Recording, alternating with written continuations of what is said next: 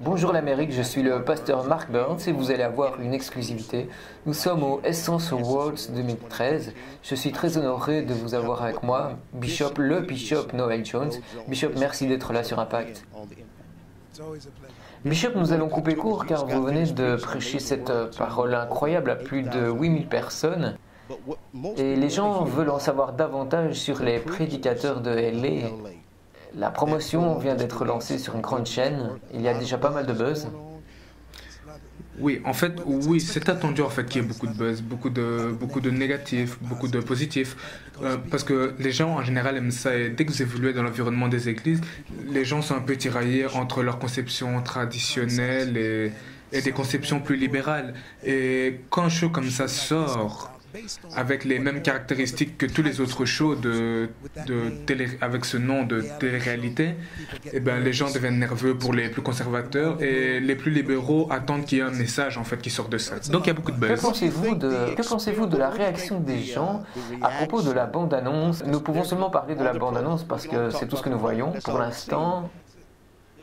Sur la bande-annonce, nous vous voyons assis avec une jeune dame et il semblerait bien qu'il s'agit d'une confrontation. Alors comment pensez-vous que cela va être perçu par les yeux des téléspectateurs? Le retour, je dirais. Eh bien, je pense que les confrontations, en particulier la scène entre Loretta et moi, je pense que c'est une merveilleuse façon d'aborder en fait la façon dont les gens procèdent dans leur relation, en particulier quand une personne fait preuve d'une étroitesse d'esprit que l'autre n'a pas. Je pense que tous ces échanges, c'est une merveilleuse façon d'attirer l'attention des gens et de les pousser à parler de ça. Maintenant, pour ceux qui disent « le Seigneur est mon épouse », quand ils verront Loretta dans la scène, ils penseront que c'est fini, c'est terminé. Et pour les autres qui trouvent qu'elle est belle, que je devrais, enfin vous allez voir que je devrais l'épouser, eh ben, vous verrez tout ça dans le show. Maintenant, le truc c'est que toute personne a des controverses dans sa vie.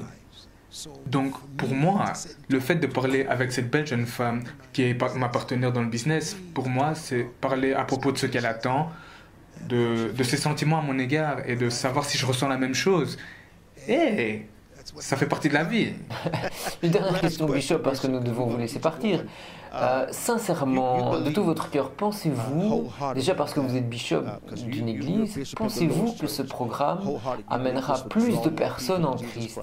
Ou pensez-vous, de votre point de vue, que pensez-vous retirer de cette exposition de votre vie? En fait, ma première intention n'était pas de partir dans une optique d'évangélisation. Vraiment pas. J'étais parti dans une optique où je voulais être un instrument qui allait servir à aider l'esprit des chrétiens à arriver à un point où ils ont un équilibre entre ce que les pasteurs sont et la façon dont ils perçoivent les pasteurs. C'était ça mon intention première. La seule raison pour laquelle j'ai signé, c'était d'aider à réduire cette culture de l'image que les membres des églises ont à l'égard de leurs pasteurs. D'arriver à un point où, s'ils brisent une des règles que les membres brisent tout le temps, ils sont rejetés. Ça prend 45 ans à Dieu pour construire un homme. Et s'il lui arrive de divorcer, il n'est plus une bonne personne. Ça prend 45 ans à Dieu pour construire quelqu'un. Et si par malheur il lui arrive de prendre un verre et d'avoir un accident de voiture, c'est plus du tout une bonne personne. Et Noé était un alcoolique. David était un... Je demande souvent à mes membres, et vous demanderez aux vôtres, est-ce qu'il vous arrive toujours de lire les psaumes après que vous ayez lu 2 Samuel chapitre 13? Est-ce que David vous édifie toujours? Est-ce qu'il touche toujours votre âme et votre cœur? Et tous les autres psaumes qu'il a écrits après son affaire avec Bathsheba? Seriez-vous des menteurs? Dites-moi, quel pasteur vous connaissez a volé la femme de quelqu'un et tué l'homme? Si vous demandez aux membres de n'importe quelle église si les psaumes l'édifient toujours, il vous dira oui. Alors, mais comment vous pouvez être hypocrite? Vous ne croyez pas à la Bible ou à la version pour enfants que nous lisons à nos petits. Et si vous prêtez vraiment attention, ça ne peut être qu'un des deux. Ou la Bible n'est pas sérieuse, vous êtes un hypocrite. Parce que si vous pouvez encore dire que David vous édifie toujours après ce qu'il a fait, alors s'il vous plaît, je suis sûr que votre pasteur peut encore vous édifier même après un divorce. Bishop, qu'avez-vous à dire au corps de Christ, surtout à tous ceux qui considèrent ces choses comme négatives, c'est-à-dire la réussite, l'argent, le succès, tous ces biens, les pasteurs qui vivent un grand train de vie avec des choses somptueuses. Bishop, qu'avez-vous à dire sur toutes ces choses? Laissez-moi vous dire un truc. J'ai grandi, ma sœur est Grace Jones. J'ai grandi, quand j'avais un certain âge bien sûr, j'ai passé un peu de temps avec elle. Je sais ce qui est somptueux. Il n'y a rien dans tout ce que vous avez pu voir qui peut être qualifié de somptueux. Somptueux, c'est avoir un yacht de 100 mètres avec 2 hélicoptères dessus. Ça, c'est somptueux. Somptueux, c'est avoir un garage avec 15 voitures de marques différentes. Je veux bien admettre que les pasteurs, en général, gagnent plus d'argent que leurs membres. Mais ce n'est pas parce qu'un pasteur est bien financièrement qu'il court après l'argent. Ils prêchent et ils se réveillent un jour, comme je l'ai fait, et se disent « j'ai quelque chose ». J'ai fait don, et mon comptable peut en témoigner, j'ai fait don de 230 000 $. Tout ce que vous avez à faire si vous voulez checker les comptes des pasteurs, c'est d'aller voir dans les comptes publics. C'est un livre public et vous verrez qu'on ne gagne pas autant d'argent que vous croyez. Prenez mes voitures pour commencer. Ma Porsche date des années 90. Des années 90. Ma Ferrari est des années 2000. Ma Range Rover est de 2003. Ce sont des vieilles voitures.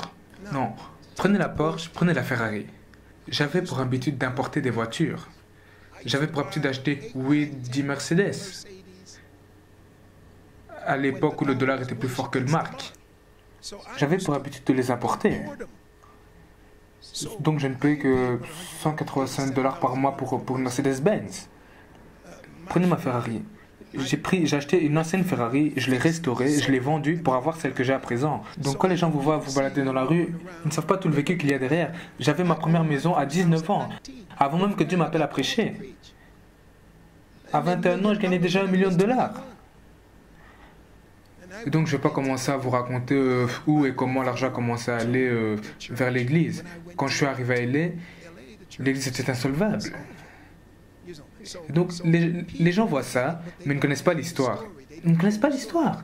Ils voient juste la gloire. Et au final, j'ai déjà dit à plus d'une personne, l'argent c'est pas important. Je prête dans des endroits où des personnes disent John, c'est trop petit. Mais moi j'aime ça. J'aime vraiment ça. J'aime juste ce que je fais. L'argent c'est un bonus. Voilà, merci Bishop.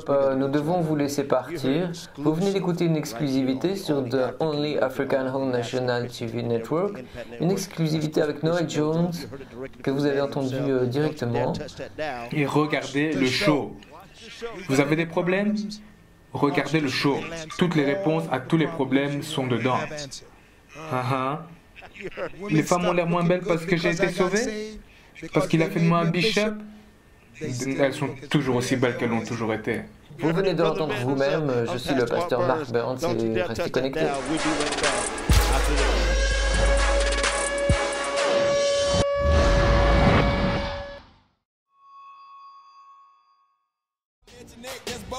You want the crown, boy, don't try. That's futile and you can't win. He heavyweight, you wait then. When you hit the throne with your sin, tell me what you say then. See, he's a holy God that the test